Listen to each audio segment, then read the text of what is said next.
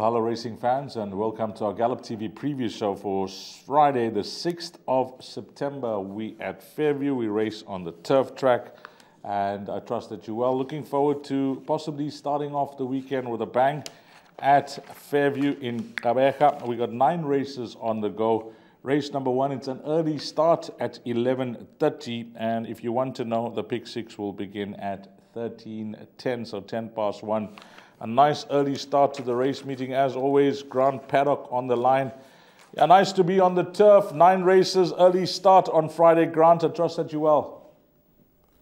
Yeah, morning D's, morning punters. Yeah, all good my side. Just hoping that we can have a better day than we did on Monday. Absolute nightmare. So we need to turn our form around and put the punters in the right horses. Yeah, talking about form and turning things around. When you look at the results all round, that's all over the country, it hasn't been easy going, especially for exotic players. Yeah, these are almost impossible at the moment. I don't know. There's some results that are happening that you need a crystal ball to find them. So anyway, hopefully we can do our best here and start the weekend off on the right foot for these guys. Well, let's go in positive. Grant, race number 1 doesn't form part of the exotics. It will begin early, as I mentioned, 11:30. It's over 1,200 meters. Maybe we can try and bank some cash here and have some money to spend later on in the day. It's a maiden plate for 3-year-old fillies. And we'll have a look at an anti-post betting market as a guide. Hollywoodbets, number 1 at 15-10. Horse number 2 at 11-2. Then we have number 3 at 5-1. And number 4 at 33-10. So those are the 4 runners that are involved in the betting. When I have a look at the form, Grant, I think the winner should come from these horses that are priced up. But is the right horse at the top of the boards, number 1? Yeah, probably on form. She was horribly disappointing last time out when we went for her over the 1400. We thought the step up in trip would suit her. They brought her back to the 12 now. She's cherry ripe. She's done nothing wrong. She's been there and thereabouts. Just found 1 or 2 better than her on the day. So yeah, Sweet Cake's probably the right horse. I see Extraction. There's been a bit of early money for. She's back on the grass. They tried her on the poly over 12. Last time out, she didn't do too well, but her previous start on the grass was a half-decent run, so she's got to be a bit of a danger. And then you have the likes of Fire Festival from the Sharon Kotzen yards, is in good form at the moment. That's an improver, so too audacious. Yeah, the winner will come from the first 4. I'm tipping at 1, 2, 3, and 4. 1, 2, 3, and 4. I just want to pick your brain about one horse that I watched first up. Number 9, 3 Cheers. Will you consider that for quartets? Yeah, back end of quartets. Tara's horses do come on with each run. Will definitely run a closer race. It's not a bad race first time out. She will improve on that, and she could get into the back end of quartets. But probably her 3rd start, she'll be spot on. Okay, one to keep an eye on races to come. Number 9, 3 Cheers, because that was a fair introduction. Let's move along and start off with the exotics now. It'll be Barport race number 2. 2,400 meters, a Pinnacle Stakes. We'll have a look at the best weighted column because that's usually a good guide. Number 1 at 9-4. There is money for number 2, Runaway Song, Grant. Opened up 2-1, now 18-10. That's Gavin Smith and Louis Mkotwa. Number 3, Fire Alley, is in the betting at 12-1. Number 4, Bournemouth, is at 33-20. And then it is double figures, the balance. Looking at the best weighted column, Grant, I just want to see what's happening there. Joint on top, numbers 1 and 2 at a 103. Then there's a slight gap to numbers 3, 4, and then a big gap to number 5. So numbers 1, 2, 3, 4 look to be the horses that are well treated here at the weights. This horse, number 2, Runaway Song, I mentioned some early betting support. Are you in the camp of Gavin Smith's runner here, who's already had 2 runs now in the province, and they've been okay? Yeah, they've been very good runs, actually. D's, I'm very glad they've taken the blinkers off. So the blinkers come off Runaway Song because he can tug. He can tug quite a bit. But Louis is a strong boy. He'll settle him. I actually make him a good thing in a field like this. I think they opened him up 22-10 and Bournemouth 15-10. Should have been the other way around. Yeah, Runaway Song going to be very, very hard to beat. A bipod banker, no doubt. Zatara Magic's definitely his biggest danger. No problems with the distance. And then obviously Bournemouth and Fire Alley.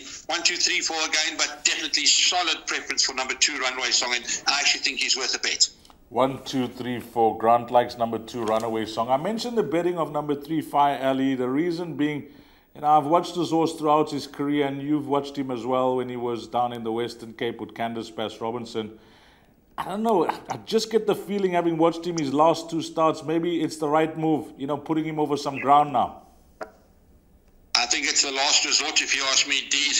He did come with a sprinter's reputation. He started off quite well in PE over the sprints, and Sharks obviously taught him to stay. So let's see how he goes at 7 years old. But he'll have to find a couple of links on Runway Songs at Tara Magic in Bournemouth, that's for sure. Yeah, I agree with you. But just keep an eye on him. Maybe in a small field, he's the type of horse that could boost quartets and trifectas if he does stay.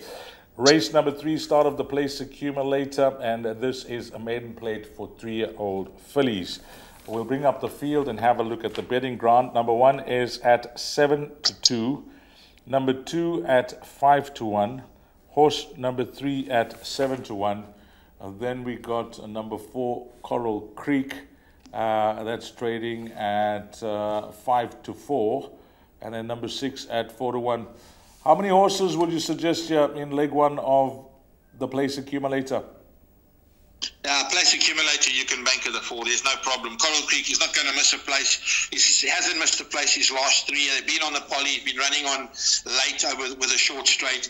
We got the long straight on the grass, 1,400 meters. It's going to be down his alley. Richard Fourie in the irons. Probably another horse that's worth a decent bet in the right kind of a race. And I do think the long straight, and tomorrow there is going to be a slight headwind. That's definitely going to help him. Dangerous Prince Antonio ran a very, very good race first time out, and Jurgen doesn't tune them up. He lets them come on with racing. There's going to be big improvement. He's an exacta kind of horse, number 7, Prince Antonio, at a big price. I think he's 14-1. Then Pomo's Big Spender. I know Sharon them liked him last time out, and he ran a below par race. They got Louis on now from a decent draw. He's got to have some improvement in him as well. This horse, Kahona, also, Tara likes to bring her babies on into the runs, giving them runs into the right distances, and that's another horse that can't miss the first 3. I'm tipping it 4, 7, 1, and 3, D's. 4, 7, 1, and 3. A nice roughie there for that second spot. We are going to be playing some swingers and exactas here with number 7, Prince Antonio. If that has to arrive in the top 3, I think you will get a decent return on your investment regardless of what finishes in the minor positions, because 7 looks to be a nice horse as a roughie there. But Grant is tipping number 4. Race number 4, the start of the Pick 6, 1,600 meters. It's a maiden plate. Now we go to the field and the betting. Number 1, Jack in the Green, Grant. From 16-10, Hollywoodbets, that's now 14-10. Number 2 at 5-1. 4 is a 6-1 shot, and I think there could lie the value. Number 6 at 11-2, 7 at 5-1, and then we got another horse here. Yeah, number 9, which trading at 6-1. Hopefully we can try and narrow things down in the Pick 6 here, Grant, because there is some form to work around in this race. Some horses are improving all the while. Other horses seem to be in their place. But Snaith and Yenny will team up for the visitors. Yeah, 100%. Last time Snaith and Yenny brought 3 horses to PE, all 3 duly obliged, and I don't think it's going to be any different in this race. Jack in the Green form is way too strong for this field. Cape Town, solid Cape Town maiden form, and good draw, good jockey. Everything looks like the green light is my banker in the Pick 6. I've actually got a bit of value in this race. In number 9, Lennox Town is my value bet on the day. I thought he'd be a bit bigger. Big jockey strike here. Richard Fourie now gets into the irons. A very good first run on the poly where he got beaten 2 lengths. Green as hell. The second run as well, very, very green. Long straight, up in trip to the mile. I can't see him missing the first 3, to be very honest with you. So he's my value bet on the day, Lennox Town. I did actually say I thought he was going to be a bit bigger price. And then Anchor Man, very good last run, cherry ripe. It's got to be there and thereabouts. And but I think they're going to be chasing shadows here with Jack in the Green. He's a solid first pick, banker in the Pick 6. We're going to start that route, and we're going to go. I'm tipping it 1 from 9, 4, and 2. 1, 4, 9, 2. Just on a note of the Western Cape runners, especially those of Justin Snaith, beside all the interrupted preparations, etc., he's absolutely firing when you have a look at the results at the last meeting. Yeah, 100%. The horses at Futura Park have definitely had an advantage. They've been able to get in a lot more work. We saw it when his horses travelled to PE the other day. They didn't look like unfit horses, and all three of them duly obliged. And he's not going to travel with horses that are unfit. You know, the Milnerton trainer, I think Candace came last week or the week before last, and she battled a bit. She did find one winner, but you could see they were labouring the last little bits. And I think the Futura Park horses have definitely got an edge at this stage of the game. Yeah, must agree with you 100%. And Grant's going all in here. Let's have our fingers crossed the banker arrives, because that is a big plus. If you go light in leg number 1 and it works out for you, it is on song now to try and catch this pick 6. Race number 5, fillies at mare 76 over 1,600 meters. And we'll look at the field and the betting. Number 3, Chronicles of Narnia, 10-1 into 8-1. Hollywoodbets. Horse number 3 at 5-1. Horse number 8 at 4-1. Number 10 at 7-2. And then it's double figures, the balance. I think the obvious question from me, Grant, are you expecting a form result with those in the betting, or are you going wide in the exotics? Listen, anything can happen in these fillies races. You know, with a favourite at 7-2, it's no surprise that a horse like Chronicles of Narnia can come and win a race like that. She's been campaigning against a lot stronger. Unfortunately, she's drawn out in the bush at 13, and that's definitely not going to help. I've gone for the Kelly Mitchell trained Bow Colour, who doesn't know how to run a bad race. She's back on the grass, she enjoys it. Also drawn a bit deep. She's a solid filly that's got some good early toe, and she'll be able to get positioned. Arabian Red won a decent race last time out, but she was all out. I don't think 7-2 is the right price with her, but she's definitely going to be competitive, there's no doubt. And then the likes of Lady Writer and Catch Your Breath also have to go in. Catch Your Breath, a lovely post-maiden run, and 12.5-1 is some decent value there. Probably 5 horses in the pick 6. I'm tipping at 7, 8, 10 and 5, but you probably have to add in the 3 here as well. The 3 as well, and then 7, 8, 10 and 5 for Grant and horse number 3. So that gives you 5 runners if you are a pick 6 and a jackpot 1 player, because jackpot 1 does begin in race number 5. Race number 6 with the 9 races will be jackpot 2. It's over 2,000 meters. It's a merit-rated 80 handicap. And let's have a look at the field with the betting. Well, number 1 is at 9-4. Number 2 at 4-1. Horse number 3, Al Ravine, is at 5-1. Number 4, Alado's Pride, is a 7-1 shot. Then we got Juan Carlos, number 5, at 5-2. Possibly the horse that sets the standard on his recent form. The 7-year-old still loving racing. Number 7, Mo Flow, is at 5-1. Please note that Sean Veal is plus 1 kg on that. And number 8 is the only scratching on the card at the time of recording. A small field in this race, but again, you know, there's some talent here, Grant. These horses can run on their day. Yeah, there's 4 or 5 of them that can go in here, Dees. I think we're going to use your rule. If it's more than half, it's the field, and it's probably going to go that route because we're going to be a bit lighter later on. Very, very tricky. It's quite a weak MR80, to be very honest. This was Downing 7 won an extremely good race last time out. They lumbered him 4 points, so he's up 2 kilos. Alado's Pride doesn't know how to run a bad race. And then Juan Carlos, he probably would have preferred it at 2,400. I would have made him an absolute penalty kick then. Same as Mo Flow. They just need that extra furlong. But with the headwind blowing tomorrow, probably going to suit them down to the ground. A very, very tricky race, Dees. I'm going the field in the pick 6, and I'm tipping it 2 from 1, 4 and 3. But as I say, very, very difficult. Okay, how many horses of your top 4 would you include in a PA? The place accumulator, I've gone 1, 2 and 5. That's how difficult I make it. 1, 2 and 5. Okay, that is it. 1, 2 and 5 for Grant Paddock Field for the pick 6. Race number 7. This is the main event for the day. It's the Speedster Stakes. It's over 1,000 meters, and it's exactly what it says. The speed is going to be on here. And let's bring up the field. There's some quality in this race, and one of them is number 1, Cruise Control. 8-10. Has had a few runs for the stable of Duncan Howells in KZN. And I must tell you that when it was that penultimate start where Sean Veal was so confident about this horse winning that Post Merchants. It was unbelievable, the confidence he showed, and that flowed onto the betting market. It was not to be, but a horse that is seriously talented on his day, number one, Cruise Control. But I just had to bring that up because I remember Sean waxing lyrical about this horse when he was beaten on Hollywoodbets Durbanville July Day. So he's trading at 8 to 10, number 2 at 28 to 10, number 3 at 8 to 1, horse number 5 at 6 to 1, and number 6 at 7 to 1. I just want to find out from you, Grant, through your experiences over the years, whether you traveled horses or you just watched horses that go to another province for a little stint and come back to PE. Do some of them need time more than others, or you don't really get bothered about that? These, in the years that I had them, they don't come back with the same horse. I'll be honest with you, they don't come back the same horse. I don't know why. I could never put my finger on it.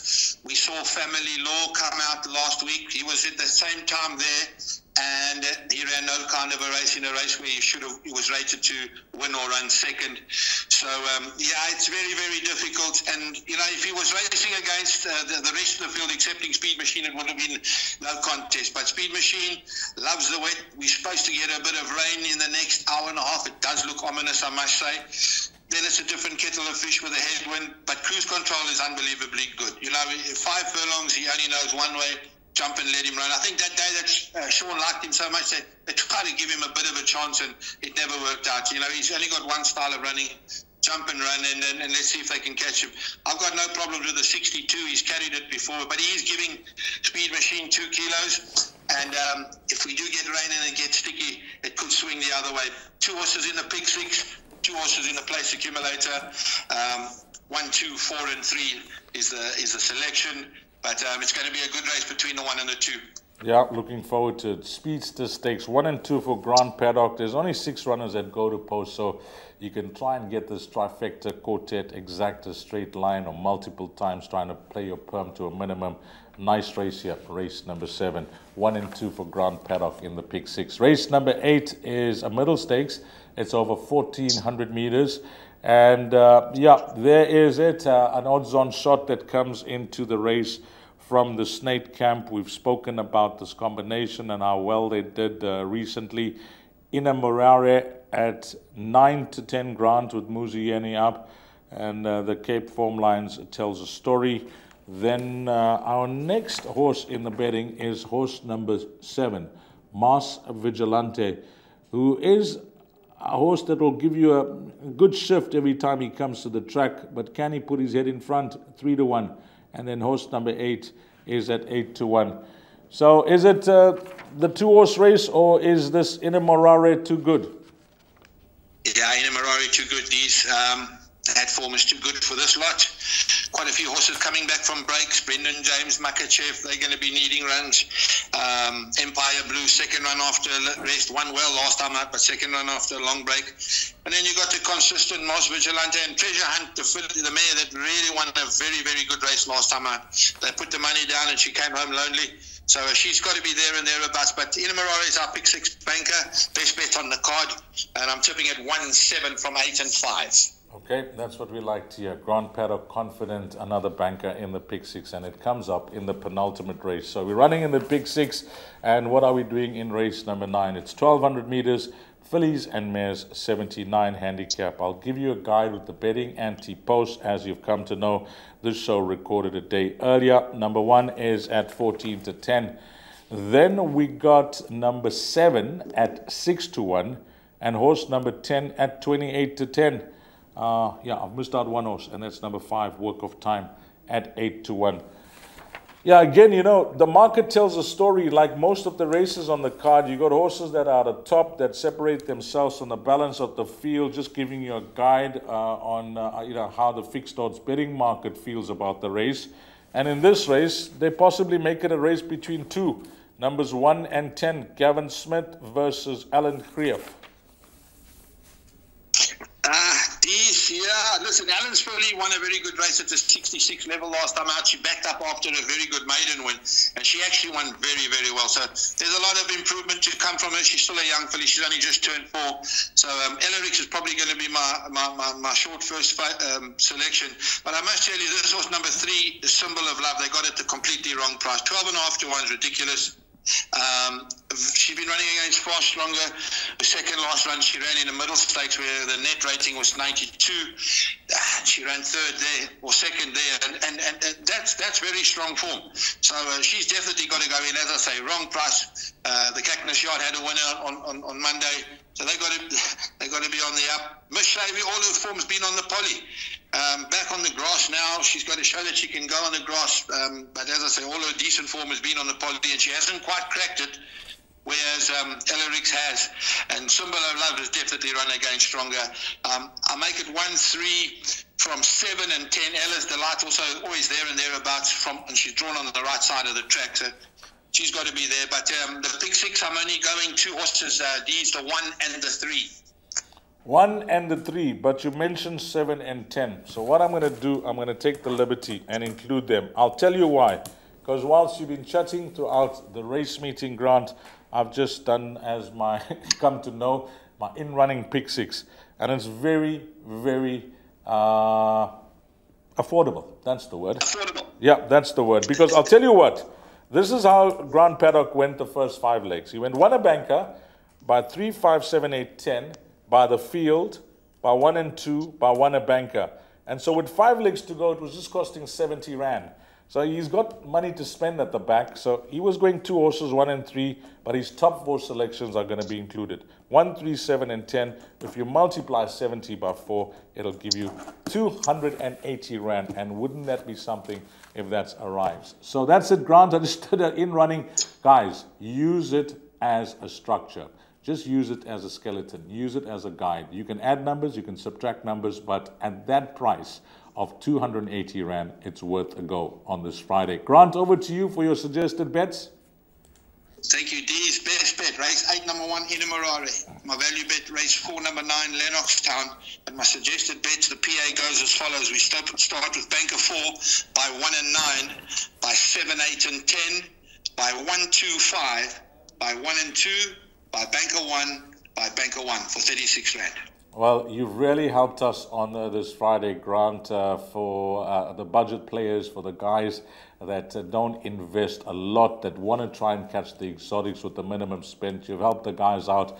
280 Rand, Pick 6, place accumulated 36 Rand. You've given your thoughts. And I'm just willing that we get it right on this Friday, Grant, because it looks like a nice card. Thank you for your time. 100%. Thank you very much, Deez, and good luck to those punters tomorrow. Goodbye. Thanks to Grant Paddock, thanks to the Gallop TV team, and from myself, Deez Dianan, to you, the valued racing fan. Have a blast, find all the winners, and hopefully it turns out to be a beautiful, successful day for you if you are playing in Kabeka. Fairview, we're on the turf track. Until we meet again, you take care. Salaniga Ashle.